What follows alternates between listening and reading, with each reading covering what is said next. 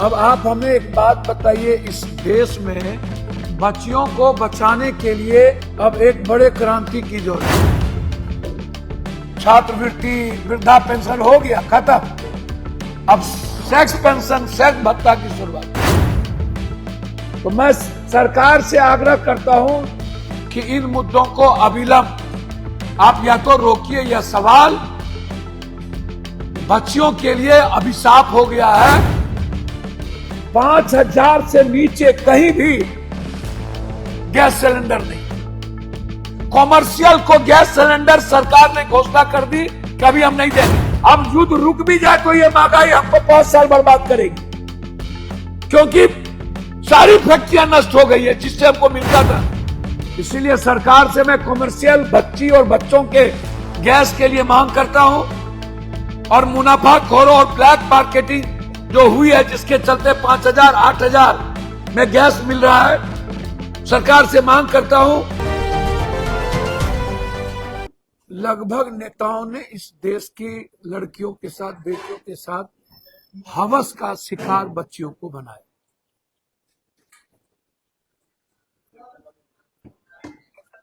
कभी गोवा में 20 लड़कियों का वीडियो अपलोड हो रहा है, एक मिनिस्टर किंगर के साथ सोए हुए हैं।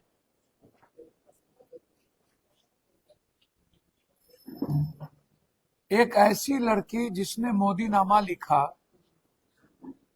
उन्होंने ट्वीट करके एक एक घटनाक्रम को बताया। अभी तक उस पर ना तो कोई केस हुआ, ना तो कार्रवाई हुई, ना ही नोटिस भेजा गया। इस तरह लगातार बिहार और देश में नेताओं के द्वारा और बड़े पूंजीपति उद्योगपतियों के द्वारा और पदाधिकारियों के द्वारा लगातार भारत की बेटियों पर, बच्चियों पर गिद्ध दृष्टि है। फिर आम आदमी का क्या हो?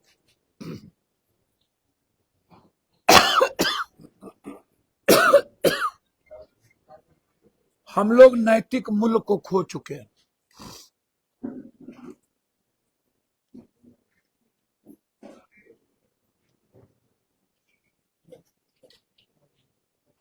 पूरे देश में एप्स्टीन कोने कोने में फैला हुआ।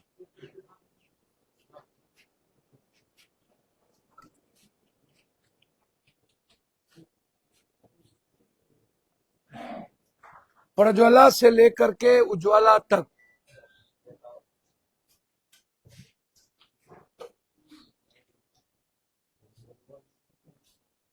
अब आप हमें एक बात बताइए, इस देश में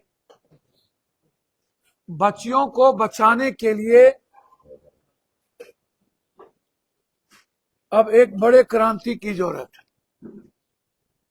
पहले हम ड्रग्स, सूखे नशा, इनसे बच्चियों को बचाने के लिए कह रहे थे। अब तो लगभग 90% नेताओं से, पदाधिकारियों से कोई बच्ची बचने की स्थिति में नहीं है। और इन मुद्दों को मैंने परसों भी उठाया।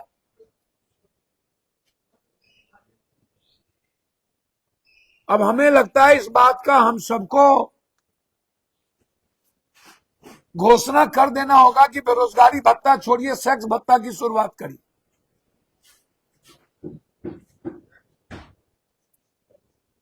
क्योंकि जब नेता पदाधिकारी इन्वॉल्व है तो भत्ता तो देना ही पड़ेगा। छात्रवृत्ति, वृद्धा पेंशन हो गया खत्म, अब सेक्स पेंशन, सेक्स भत्ता की शुरुआत करें। यह देश की बच्ची सुरक्षित नहीं है।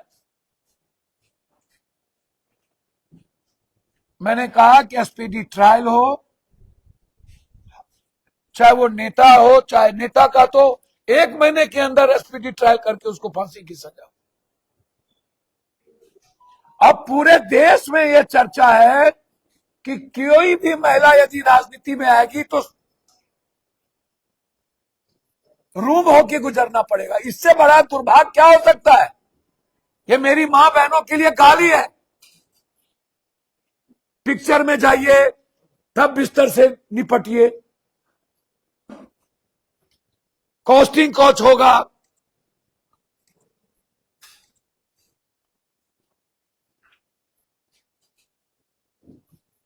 तो मैं सरकार से आग्रह करता हूं कि इन मुद्दों को अविलंब आप या तो रोकिए। यह सवाल बच्चियों के लिए अभिशाप हो गया है और हमारी बच्ची सुरक्षित नहीं। सेकेंड, हम हाथ जोड़ के मोदी जी से आग्रह करना चाहेंगे। हमारी प्रिंसिपल है यहां नवोदय विद्यालय की अररिया, इनकी बेटी को 5 दिनों से गैस सिलेंडर नहीं दिल्ली में।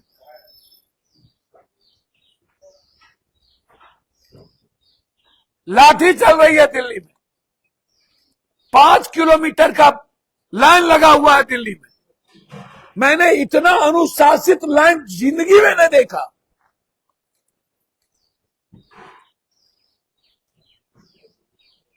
क्रिमिनल गया डकैती करने, हीरा जवाहर नहीं लूटा, उधर से उसके घर से सिलेंडर लूट के चला गया।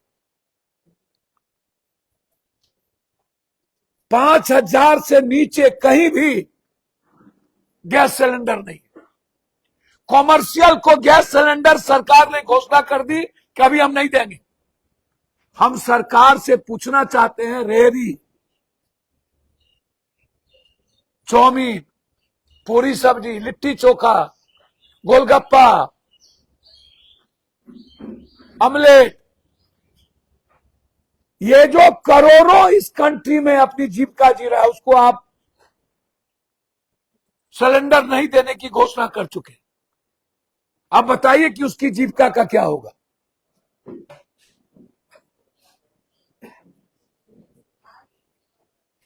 हमने सरकार से उस दिन भी मांग की।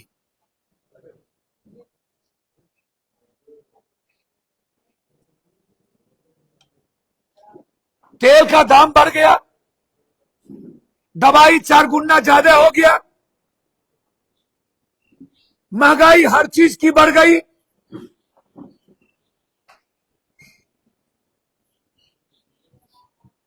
उम्मीद करिए कि भारत के जनता का क्या स्थिति है,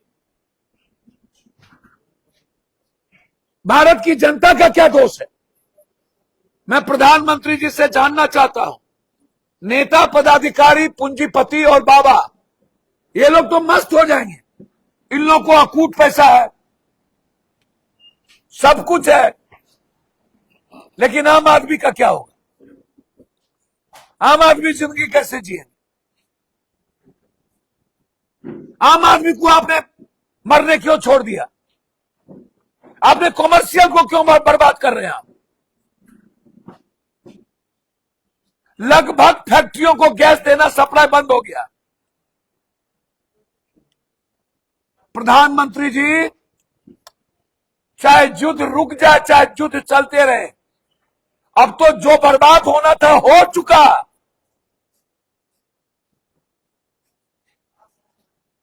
एमआरआई में जो एफोसनियल लगता है, वो उसकी फैक्ट्री तबाह खत्म हो गई। एमआरआई 30,000 32,000 चला जाएगा। दवाई 4 गुना चला गया।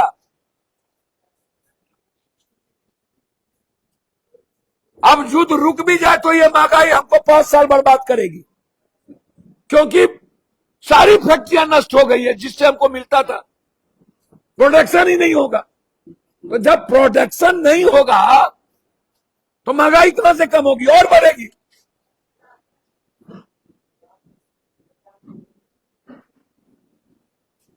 इसीलिए मेरा सीधा आग्रह है सरकार से, कॉमर्शियल गैस को मत रोकिए। बच्चे और बच्ची जो तैयारी कर रहे हैं, पढ़ रहे हैं, उनको आप गैस मुहैया कराइए। आज 7 दिनों से 8 दिनों से मेरे तरफ से पटना में हर दिन 200 लड़कियों को 300 रुपया, और पूर्णिया में लगभग सबको गैस। रिफिलिंग छोटे गैस में, जो भी लड़कियां आ रही। अभी मैंने डीएम साहब से बात किया कि कॉमर्शियल का क्या हो।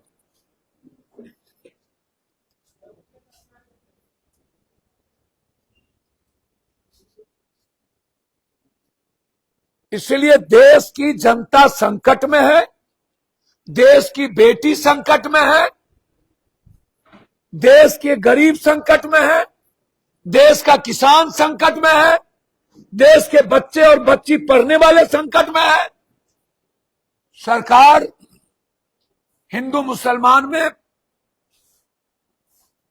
बंगाल, असम, तमिलनाडु में लगा, पूरे देश की जनता भाड़ में जाए, चुनाव नहीं रुकना चाहिए,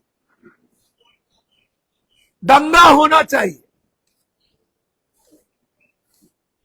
इतनी घृणित सरकार, बारे बार।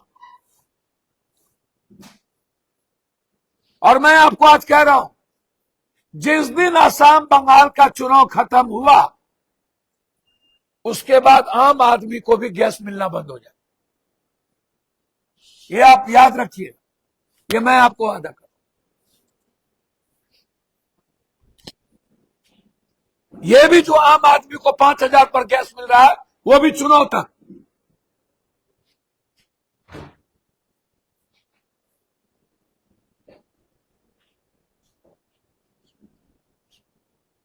पूरा पैसा अदानी को देने की तैयारी, गैस की, डीजल का, पेट्रोल का। इसीलिए सरकार से मैं कॉमर्शियल बच्ची और बच्चों के गैस के लिए मांग करता हूं, और मुनाफाखोरों और ब्लैक मार्केटिंग जो हुई है, जिसके चलते 5,000, 8,000 में गैस मिल रहा है, सरकार से मांग करता हूं कि गैस उचित दाम पर मिले। अभी सारे सिपाही आए हुए हैं एयरपोर्ट से, 2 दिनों से उसको गैस नहीं, सारे सिपाही आए हुए, 2 दिनों से उसको गैस नहीं। आश्चर्य होगा आपको। अभी मैंने डीएम साहब से बातचीत की,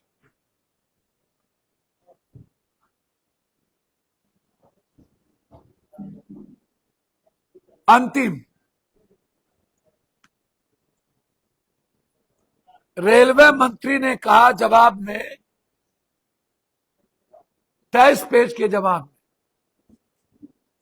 पप्पू जी, पूरे भारत में जितना हम पूर्णिया को दिए, उतना गुजरात को भी देंगे। आजादी के बाद 18 ओवरब्रिज रेलवे,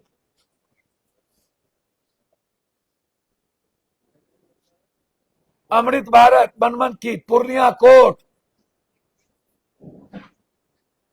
कुर्सेला से बिहारीगंज, जलालगढ़ टू किशनगंज, जलालगढ़ टू बनमनकी की शुरुआत।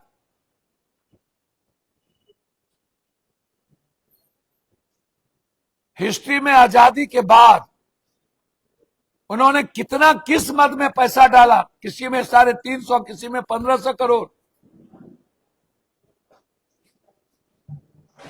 और वही स्थिति लगभग एनएच पर सारे ओवरब्रिज के टेंडर हो गए, जो आजादी के बाद कोई कल्पना नहीं कर सकता था।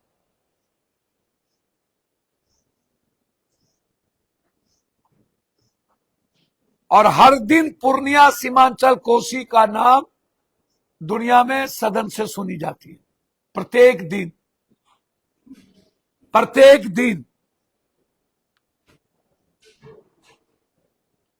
यह उपलब्धि पूर्णिया की जनता की है। पूर्णिया का हर रोड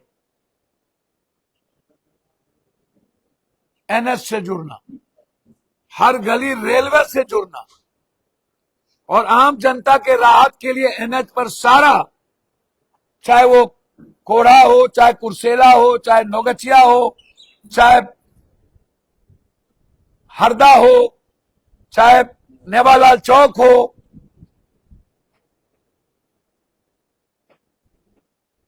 ये पूर्णिया वासी को हर चीज,